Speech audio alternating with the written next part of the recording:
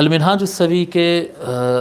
دعا کا چیپٹر ہم پڑھ رہے تھے، جس میں ہماری آج کی حدیث شریف جہاں سے ہم کو شروع کرنا ہے وہ ہے حدیث نمبر 347 347 ہے۔ کتاب کے اعتبار سے پیج نمبر ہے 347، اتفاق کی بات ہے کہ حدیث نمبر بھی 347 ہے اور پیج نمبر بھی 347 ہے۔ پی ڈی ایف کے اعتبار سے 395 395۔ تو شروع کرتے ہیں، بسم اللہ الرحمن الرحیم۔ عن ابن الزبیر رضی اللہ تعالی عنہ قال كان ابن الزبیر رضی اللہ عنہ یقول فی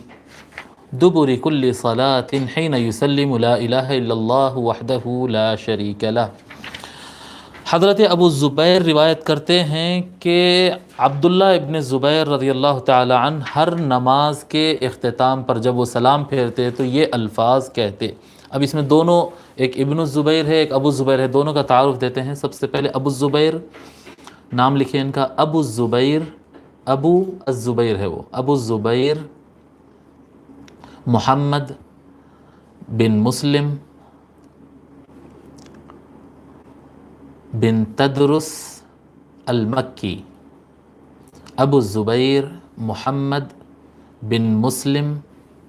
بن تدرس المکی، مکہ کے رہنے والے تھے، یہ تابعین میں سے تھے اور ان کی وفات 128 ہجری کو ہوئی، 128 ہجری کو ان کا وصال ہوا ہے۔ اور دوسرے جن کی طرف سے یہ روایت کر رہے ہیں کہ کون پڑھتے تھے نمازوں کے بعد، وہ ہے ابن الزبیر یعنی عبداللہ ابن الزبیر۔ جب حدیث کے میدان میں جب صرف ابن الزبیر نام آئے گا تو اس سے مراد عبداللہ ابن الزبیر ہی ہوں گے، عبداللہ بن الزبیر بن العوام،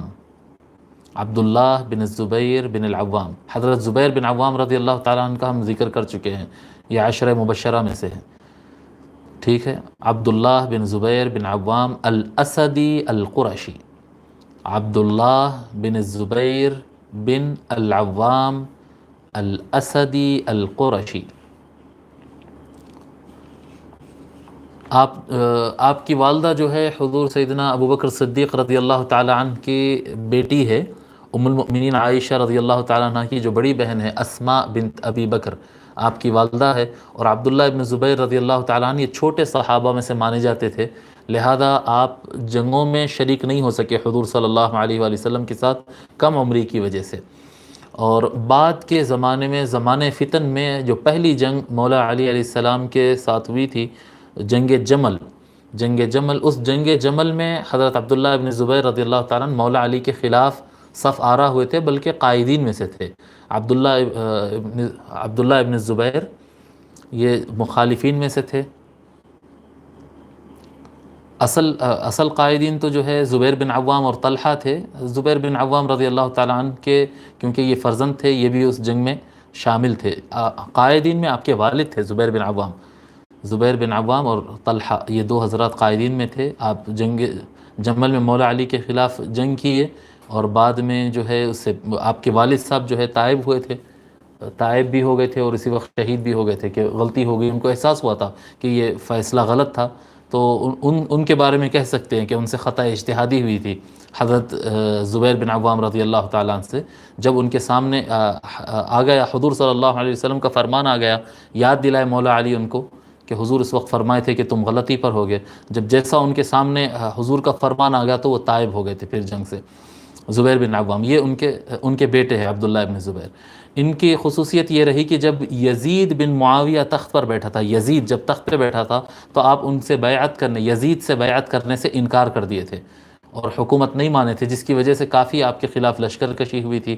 اور اس کے بعد جیسا یزید مر گیا تھا تو پھر مروان بن الحکم کی بھی حکومت کو نہیں مانے اور پیرالل ایک الگ سے گورنمنٹ قائم کر دیے تھے اور کافی بڑی حکومت ان کی بن گئی تھی، سارا علاقہ مکہ، مدینہ اور یمن، یہ سارا علاقہ کنٹرول کر کے، بلکہ اموی سلطنت اور حکومت جتنی بڑی تھی اس سے زیادہ بڑی ان کی حکومت ہو چکی تھی۔ مگر اس کے بعد جو ہے پھر اور بھی کچھ حادثات ایسے ہوئے کہ پھر عبد الملک بن مروان کے زمانے میں حجاج بن یوسف کی لشکر کشی میں آپ کو شہید کر دیا گیا، اور آپ کی شہادت کی تاریخ 73 ہجری ہے، 73 ہجری کو آپ کی شہادت ہوئی حجاج بن یوسف کے لشکر کے ہاتھوں۔ بہرحال یہ تاریخ اسلام کے بہت بڑی شخصیات میں سے ایک ہے، یعنی بہت بہت زیادہ تاریخ ان کے ساتھ وابستہ ہوتی ہے، جو اسلامی حکومتوں کے اتھل پتھل ہوئے تھے، اونچ نیچ ہوئی تھی اور حکومتیں جو تقسیم ہوئی تھی، جب وہ چیپٹر پڑھیں گے تو آپ کا نام بہت زیادہ آتا ہے۔ تو ابو الزبیر روایت کرتے ہیں، کہتے ہیں کہ حضرت عبداللہ ابن زبیر رضی اللہ تعالی عنہ ہر نماز کے اختتام پر جب وہ سلام پھیرتے تو یہ الفاظ کہتے، کیا کہتے صاحب؟ لا الہ الا اللہ وحدہ لا شریک لہ، لا الہ الا اللہ، نہیں ہے کوئی معبود سوائے اللہ کے، وحدہ وہ یکتا ہے، لا شریک لہ اس کے ساتھ کوئی شریک نہیں، لہ الملک و لہ الحمد اسی کے لیے بادشاہی ہے اور اسی کے لیے ساری تعریفیں ہیں، اسی کی ہی بادشاہت ہے اور اسی کے لیے ساری تعریفیں ہیں، وَهُوَ عَلَى كُلِّ شَيْءٍ قدیر، اور وہ ہر چیز پر، ہر عمل پر، ہر چیز پر قدرت رکھتا ہے، لا حول ولا قوة الا باللہ، کوئی غلبہ اور کوئی طاقت اللہ تبارک و تعالیٰ کے بنا نہیں ممکن ہے، یعنی جو کسی کو کوئی غلبہ ہوگا، کسی کو کوئی قوت ہوگی تو وہ اللہ کے ہی طرف سے ہوگی، لا الہ الا اللہ، نہیں ہے کوئی معبود سوائے اللہ کے، ولا نعبد الا ایاہ، اور ہم صرف اسی کی ہی عبادت کرتے ہیں، لہ النعمت ولہ الفضل، ساری کی ساری نعمتیں اسی کی طرف سے ہے، ولہ الفضل، سب کے سارا کا سارا فضل اور احسان اسی کا ہے، وَلَهُ الثَّنَاءُ الْحَسَنُ، اور اسی کے لیے ہی بہترین اچھی تعریفیں ہیں، لا الہ الا اللہ مخلصین لہ الدین، نہیں ہے کوئی معبود سوائے اللہ کے، ہم اپنے دین کو خالص اسی کے لیے کر دیتے ہیں، وَلَوْ كَرِهَ الْكَافِرُونَ، اگرچہ یہ بات کافروں کو پسند نہیں آئے، وقال، اور فرماتے، کان رسول اللہ صلی اللہ علیہ وآلہ وسلم یحلل بہن دبر کل صلاح، حضرت عبداللہ ابن زبیر رضی اللہ تعالیٰ نے یہ تسبیحات اور یہ ادعیہ پڑھتے، یہ دعائیں پڑھتے نماز کے بعد، اور کہتے کہ حضور صلی اللہ علیہ وآلہ وسلم ہر نماز کے بعد یہ دعائیں پڑھا کرتے تھے۔ ٹھیک ہے، تو اس حدیث کو امام مسلم اور نسائی اور احمد بن حنبل اور امام شافعی سبھی نے روایت کیا، اور امام شافعی کے پاس الفاظ ایسے ہے، کان رسول اللہ صلی اللہ علیہ وآلہ وسلم اذا سلم من صلاته یقول بصوته الاعلی، امام شافعی رحمۃ اللہ علیہ جو اس کو روایت کرتے ہیں وہ فرماتے ہیں کہ حضور صلی اللہ علیہ وآلہ وسلم جب سلام پھیرتے تو اپنی نماز میں جب سلام پھیرتے تو اس کے بعد بڑی آواز سے یہ دعائیں پڑھتے، بڑی آواز سے یہ دعائیں پڑھتے ہیں، ٹھیک ہے۔